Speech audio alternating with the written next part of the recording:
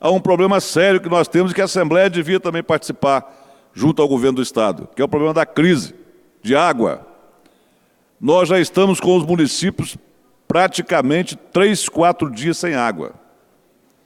Em Barra de São Francisco, já está sendo anunciado, começou essa semana, o abastecimento um dia, pula 2 dias para fazer no terceiro. Eu não sei o que a CESAM fez ao longo desse tempo. Acho que a CESAM pensou que ia chover a vida inteira, que ela ia poder pegar a água da chuva dos rios, vender, sem fazer nenhum investimento para reservatórios e preocupado com mananciais, com proteção das nascentes. O certo é que a estrutura que a CESAM tem e teve sempre ao longo da história não justifica hoje ela simplesmente falar que não tem água. Ela tinha que ter projetos emergenciais para que essa situação fosse resolvida. E nós temos, em muitos municípios, como Barra de São Francisco, onde o reservatório é feito num rio que está secando, mas o rio São Mateus não está totalmente seco, poderia estar socorrendo a cidade. Então, os municípios, ao fazerem concessão com a CESAM, fazem sem cobrar nenhum planejamento, nenhuma proposta de investimento. Felizmente, a Assembleia Legislativa aprovou, nesse ano ainda, a possibilidade de um leilão na CESAM para a entrada de 600 milhões de reais em ações, para que esse dinheiro possa ser investido nesse tipo de trabalho de garantia de água. E quem trabalha com água como garantia não pode permitir que ela falte. Os reclamos dos ambientalistas, e que sejam nossos também, o IDAF autorizando o plantio de 1.300 e alguns hectares de eucalipto numa tremenda crise hídrica que estamos vivendo. É inconcebível isso. Isso representa aí 250 alqueires de terra. Não tem sentido. Nesse momento, sabemos que para plantar precisa fazer captação de água, e não estamos tendo água nem para o consumo humano. É uma pena. Eu ia trazer, mostrar um discurso, o último discurso que eu fiz aqui no ano passado, falando desse assunto, no dia 19 de outubro, alertando para o fato de que se falava demais e pouco se tinha feito e que ia cair novamente no esquecimento o problema da seca. E foi o que aconteceu. Agora a questão não é crítica, a questão do Espírito Santo agora é trágica, mas se sabia disso. E não houve nenhum tipo de ação para evitar que ocorresse. Hoje a CESAM anuncia que depois de amanhã começa o racionamento de água em praticamente toda a Grande Vitória. Ora, não era possível ter evitado isso? Era sim. Nós mesmos apresentamos projetos aqui, coisas que pudessem ter sido feitas para amenizar essa situação. Todos nós aqui vamos lembrar que na época do governo do Fernando Henrique Cardoso, houve uma ameaça de apagão no Brasil. Então todo mundo ali comprou kit apagão e o governo determinou que tivesse que haver no Brasil 20% de economia de energia. Se você não economizasse, você pagaria multa e ainda corria o risco de ter a sua energia cortada. O que aconteceu naquela ocasião? Houve a economia esperada e não precisou haver apagão, porque a economia que se necessitava fazer foi feita. Esse é o exemplo máximo de como questões como essa podem sim ser amenizadas, mesmo que a chuva não chegue a tempo. Então, se no ano passado, por exemplo, a CESAM, o governo tivesse determinado que as pessoas tinham que economizar 20% da sua água, por exemplo, desde o ano passado, provavelmente agora não precisaríamos estar fazendo racionamento, desde que as indústrias, o comércio, a agricultura e as pessoas economizassem efetivamente. Quer dizer, é uma solução razoavelmente simples de ser feita. Nós chegamos no ano passado a apresentar um projeto que pelo menos viesse sinalizado no talão da água a situação crítica do Estado e que foi reprovada aqui pela Comissão de Justiça desta mesma casa. Então, essa situação hoje do racionamento, é claro que ela podia ter sido evitada. A chuva não veio, mas como eu previa no ano passado, que se aumentasse um pouquinho o nível dos rios, logo o assunto seca cairia no esquecimento. E foi o que aconteceu. Um pouquinho de chuva que aumentou no ano passado, se esqueceu. Agora, um ano depois, nós estamos agora numa situação trágica, a ponto de que vários municípios estão tendo racionamento e agora começa na Grande Vitória. Se as pessoas da cidade não tiverem a consciência do problema grave que nós estamos passando, que é essa restrição hídrica, e não pouparem água, e se não chover dentro de pelo menos 20 dias, nós não teremos nem racionamento, nós não teremos água nenhuma. E eu estou falando isso porque eu estou andando todo o interior do estado, deputado Ferraz, deputado Enivaldo, que é do interior e sabe o que eu estou falando. Nós estamos vendo os rios secos, aonde era lagoa não existe mais, o rio Jucu está ali definhando, vocês estão vendo, quem é aqui de Vila Velha, o rio Santa Maria, pessoal de Cariacica, pessoal de Santa Leopoldina, de Santa Maria, está vendo o rio definhando. O rio Fundão é uma linhazinha. Em Ibiraçu está faltando água. Em Marilândia não tem água. Em Vila Valéria é uma tristeza só. Ou seja, nós da cidade temos que fazer a nossa parte, Bruno. Temos que fazer a nossa parte economizando. Se você toma mais do que um banho por dia, agora tem que ter a consciência de que só pode tomar um. Se você, no banheiro, é a água para enxaguar, e desliga o chuveiro, gente.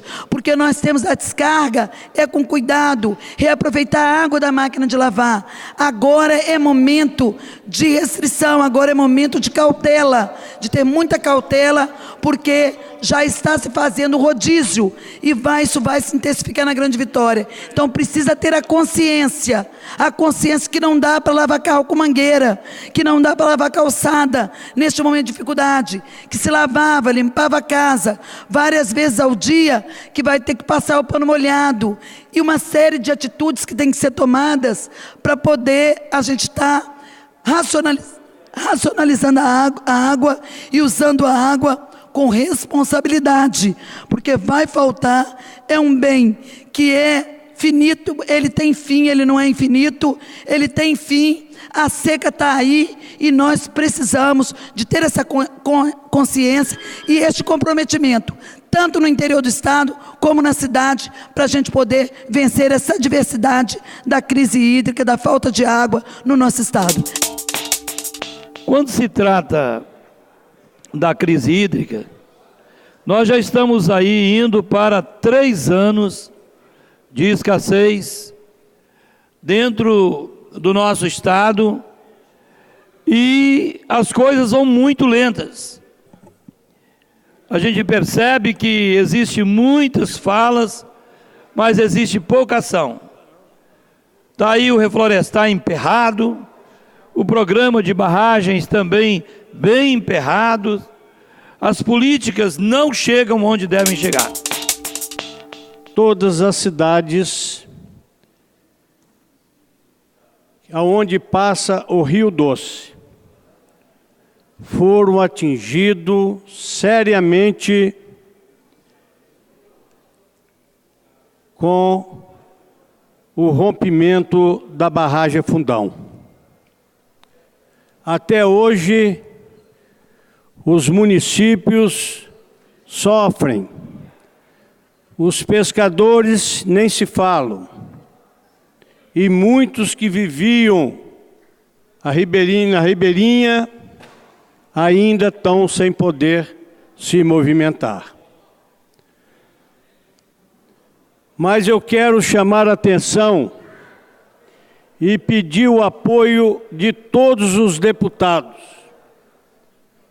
porque, segundo a informação do IBAMA, publicado pela Globo.com, uma grande tragédia pode acontecer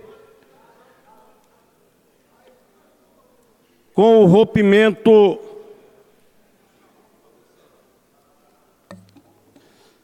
da barragem da usina hidrelétrica Risoleta Neves. Hoje, nesse rompimento da barragem de Fundão. Essa usina prestou um grande serviço em segurar uma quantidade imensa da lama dos rejeitos da Samarco. Hoje essa usina, segundo o IBAMA, ela alcança 17 metros de altura no paredão dessa usina. E na previsão do IBAMA, o melhor cenário, as chuvas vão levar até a Condonga, como é conhecida a barragem da usina, 2 milhões de metros cúbicos de rejeito. Ou pior, o volume de lama atingirá o dobro e a estrutura pode não aguentar a pressão de mais de 4 milhões de metros cúbicos de lama. Vocês calculam, se essa usina romper, a usina de Mascarenhas também não vai aguentar o volume de lama e a quantidade de água que irá descer. E pode causar a maior tragédia do mundo no nosso Brasil.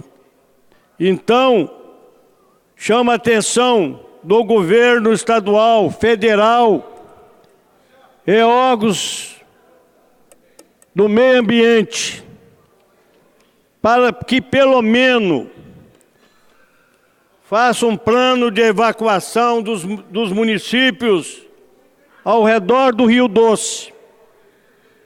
E Deus ajude que nós não precisamos utilizá-los, mas precisa deixar alertado para que nós não pagamos o preço de ver milhares de pessoas sendo arrastadas pelas lamas.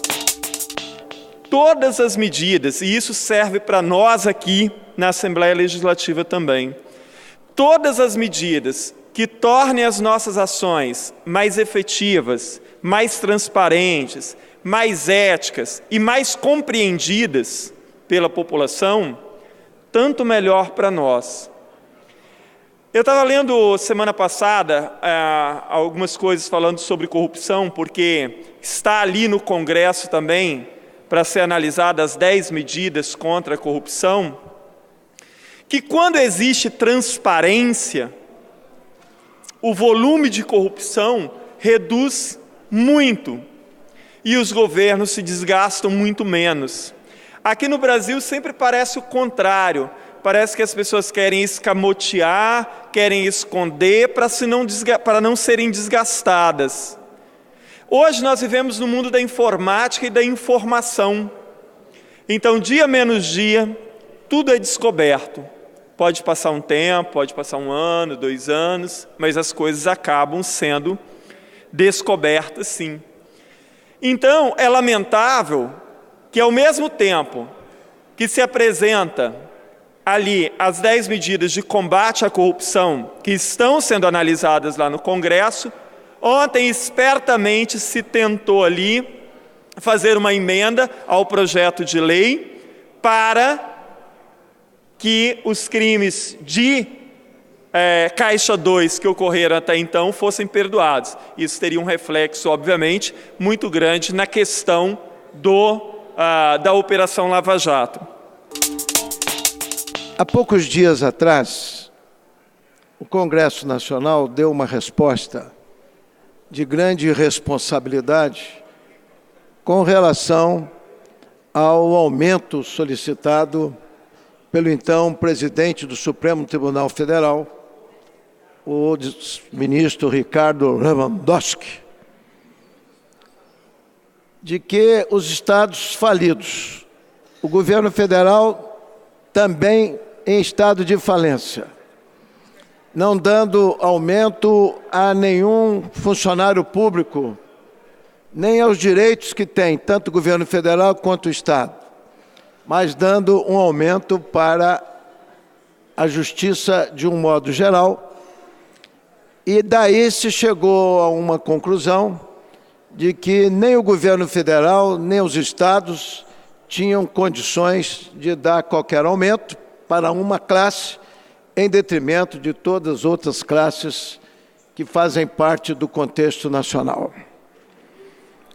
Foi então esfriada a PEC, o projeto de lei, perdão, que dava direito a um aumento que nós não discutimos. Todo mundo está precisando de aumento, ninguém aguenta mais com a vida do jeito que está, ninguém aguenta com os juros de agiotagem oficializada dos bancos, cartão de crédito e cheque especial. Agora surge a grande novidade no cenário nacional. Uma nova PEC da ilustre senadora Gleice Hoffmann, em que desvincula o governo, a Justiça Federal ou a Justiça do Supremo Tribunal de Justiça, do STJ, desvincula totalmente da Justiça dos Estados, para poder, naturalmente, alcançar ou manter compromissos que existem, não sei de quem, com o ex-presidente do Supremo Tribunal Federal, para que, dando o aumento lá, não chegue até aqui e nem aos demais estados, fazendo com que as justiças dos estados sejam consideradas como justiça de segunda classe. E haja visto que mais de 80% das ações do trabalho na justiça são praticados pelas justiças estaduais e pelos serventuários da própria justiça. Isso é um absurdo, uma loucura, que nós queremos aqui protestar e conclamar o Congresso Nacional para esfriar essa PEC também. Porque não se pode criar aqui um juízo de valor para uma classe em detrimento de outros. Então, as justiças dos estados, nesse caso, não têm o mesmo direito que a Justiça Federal. E se não há recurso para ninguém, por que se cria condições para acordos que não são acordos morais e nem diz respeito à dignidade de um governo sério? Nós estamos solidários com a Justiça do Espírito Santo, com a Justiça dos Estados, que querem, através de uma PEC imoral, completamente imoral, fazer com que a Justiça dos Estados e os funcionários da Justiça sejam considerados de segunda classe. Eu entendo, tenho certeza que essa PEC é imoral. Imoral por quê? Está querendo agradar os ministros do Supremo, porque os processos dessa quadrilha toda está no Supremo. Mas ela esquece que ela não pode criar duas categorias dentro de uma mesma categoria. Todos trabalham e todos têm direito ao mesmo reajuste. Então, eu parabenizo Vossa Excelência que teve coragem, porque nos estados tem homens de bem e mulheres de bem na justiça. Não podem eles ficar aquém do que recebem os ministros. O direito é para todos. Então, mais uma vez eu digo que essa PEC é imoral para beneficiar as pessoas que respondem processo no STF. Nós estamos aqui hoje com um grupo expressivo de trabalhadores que prestavam serviço para a Kia, para a empresa Kia, e que tiveram o seu trabalho interrompido. Hoje são vários pais de famílias que estão na rua, que estão sem emprego, por conta da empresa ter mudado a terceirizada que prestava serviços para ela na área de locomoção de cargas de mercadorias, de transporte dessas mercadorias, passando esse serviço para a empresa Transilva, que não aceita, até o momento, está agregando esses trabalhadores. Em função disso, nós fizemos uma comissão especial, formada por essa deputada, pelo deputado Enivaldo dos Anjos, pelo deputado Euclério Sampaio, deputado Nunes, para poder estar discutindo este assunto junto à nova fornecedora da Kia, que é a empresa Transilva, de modo que ela venha agregar esses trabalhadores, para que ela não venha trazer mais um problema para o Espírito Santo, que é o desemprego, que já é muito grande, são várias famílias desempregadas e mais um contingente de quase 200 trabalhadores na área de motoristas que estão desempregados no dia de hoje e passando por um pesadelo a gente sabe o que é um pai de família estar sem emprego. E eu espero que a gente consiga, junto a Kia e a Transilva, que nós vamos estar chamando aqui nessa casa, para estarem prestando esclarecimentos e construir uma saída, de que a gente encontre juntos uma saída, ou dela absorver esses trabalhadores, ou dela agregar esses trabalhadores, para que eles possam continuar com seus empregos e podendo sustentar as suas famílias. Falar aqui da importância dessa casa, através da comissão que foi constituída, está apoiando os nossos servidores, representando aqui toda a classe dos caminhoneiros que trabalham no transporte dos veículos e estão sendo prejudicados pela Transilva. E nós queremos fortalecer aqui o nosso apoio ao sindicato, na pessoa do Valdeles, e aos servidores que investiram, que através de um pedido da empresa anterior, investiram em suas carretas, colocaram ali os seus recursos, economizaram para que pudessem fazer um transporte de qualidade. Vem uma outra empresa e simplesmente diz: eu não preciso de vocês.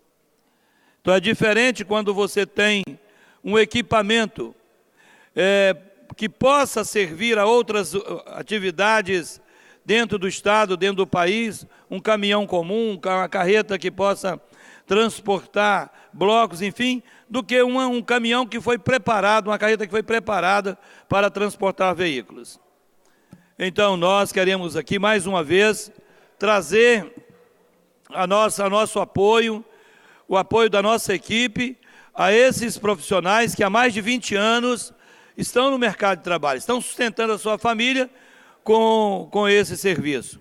E agora vem uma empresa com a ganância de querer para si tudo aquilo que poderia estar com aqueles que de direito têm, querem apenas impedir essa caminhada. A questão da educação, ela não passa necessariamente só pelo Ministério da Educação e nem pela vontade do presidente da República. Nós vivemos numa democracia onde o Congresso Nacional ele tem a sua participação ativa, legal, sobre, principalmente, as políticas públicas. E a política pública principal deste país é a educação. Mas eu fiquei muito feliz porque eu já participei de vários seminários quando eu era advogada da Companhia Docas do Espírito Santo, em Pernambuco. E vi como que Pernambuco realmente tinha bolsões de pobrezas assim, os mais fortes, né, como de resto o Nordeste. Mas vejo que o Pernambuco, por causa da Escola Viva, está em primeiro lugar no INDEB. Deu agora. Nós estamos em quarto. Mas Pernambuco, todo mundo sabe como é que Pernambuco é um estado que cresceu, um estado com um povo inteligente, um povo estudioso. Já fiz uma viagem internacional só com o pessoal do Nordeste. O pessoal de Pernambuco sempre me chamou muita atenção pelo seu conhecimento, pela sua altivez. É um povo assim, muito trabalhador, enfim. Mas hoje eu fiquei muito feliz, porque Pernambuco está em primeiro lugar no IDEB, é uma coisa extraordinária. E é por causa da Escola Viva. Acabei de ver a entrevista agora de uma grande especialista dizendo o quanto é importante a escola de tempo integral. Portanto, o Espírito Santo, ele está no caminho certo. O caminho certo é esse. Não só deixar por conta do governo do Estado, mas cada prefeito se apropriar da escola de tempo integral. Enquanto os nossos gestores, quer gestores municipais, gestores estaduais, enquanto não se apropriarem dessas políticas públicas sérias, e a primeira é a educação, não tem jeito, nós vamos continuar tentando sair de um buraco negro e não vamos conseguir. Nessas andanças, a gente tem feito, até como presidente da Frente Parlamentar para Pessoas com Deficiência aqui da Assembleia, a gente tem visitado as instituições como a Paz, Pestalozzi, e é impressionante o serviço que essas instituições prestam às pessoas com deficiência. Visitamos recentemente a Pestalozzi de Ponto Belo, visitamos a de Montanha, visitamos a APAI no ano passado de Colatina, de Santa Maria de Jetibá, visitamos a Pestalozzi de Jaguaré, visitamos a de Vila Valério no ano passado, a APAI de Vila Valério e várias outras. São instituições que prestam um trabalho que o Estado, nem a Prefeitura, nem a União fazem, ou seja, grande parte das pessoas com deficiência só podem contar com essas instituições. É curioso, porque assim, a maioria das pessoas não conhece exatamente o que a APAI, ou a Pestalozzi, ou as AMAIs fazem. Então, as pessoas ligam muito a Paz, por exemplo, com serviço educacional, como se fosse uma escola para pessoas com deficiência. E não é só isso, deputado Euclério. A APAI, ela presta todo um serviço, serviço psicológico, de fonoaudiologia, odontológico, é uma coisa impressionante, e ninguém presta esse serviço. E é para pessoas de qualquer idade, então assim, as APAIs, as Pestalozzi não recebem pessoas só crianças e adolescentes, é de 0 até 100 anos, quem procurar, na verdade. E essas instituições recebem pouquíssimo auxílio das prefeituras e do Estado, principalmente no setor de saúde. Então, se o Estado, a União, os municípios não prestam esse serviço para esse segmento da população, essas instituições precisam de um apoio muito maior, porque é um trabalho fantástico e as famílias só podem contar com essas instituições. O trabalho que elas executam não é oferecido pelos municípios, nem pelos estados e muito menos pela União.